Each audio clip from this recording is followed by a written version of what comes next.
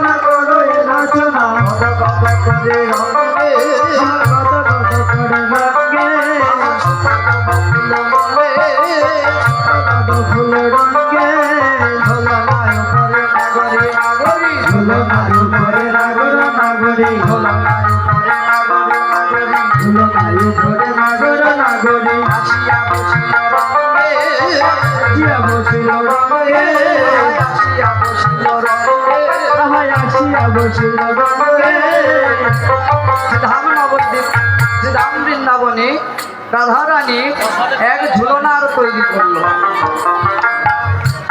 পদকবি শেখর দাস এসে বলছে, দেখো রায়ধনী, তোমাদের ঝুলনার সময় অতিবাহিত হয়ে গেছে। ওই দেখো আয়ান এবং কটিলা তিনজনেই আসছে। ওদের কানে পৌঁছে গেছে যে তুমি ভানু পূজার ছলনায় কানুর সাথে দেখা করতে এসেছো। তাই আর দেরি করো না, তোমরা অতি শীঘ্রই পূজা শুরু করে দাও। ওইদিকে ভগবান শ্রীকৃষ্ণ তার প্রিয় সখা বটুকে, বটু হচ্ছে ব্রাহ্মণের সন্তান, তার প্রিয় বন্ধু।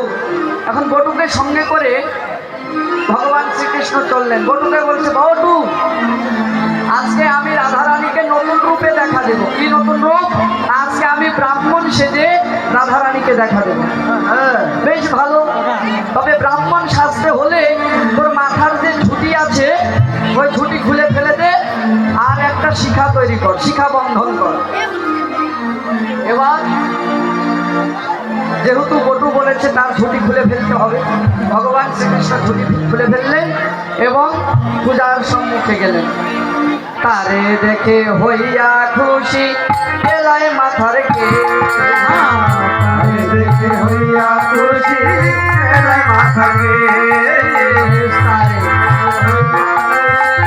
এলায় মাথার কে, তারে দেখে হইয়া খুশি এলায় মাথার কে।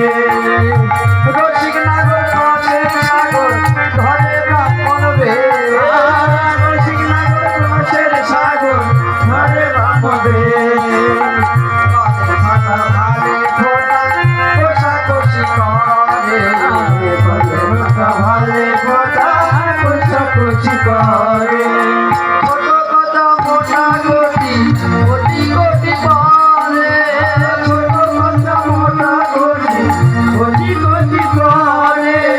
লইয়া মুখি দেব পুরের ঘরে, লইয়া মুখি হইয়া যদি লইয়া মুখি হইয়া যদি আইল দেবের ঘরে, লইয়া মুখি হইয়া যদি আইল দেবের ঘরে। পূজার সজ্জা দেখে নিবে মন সংসার করে,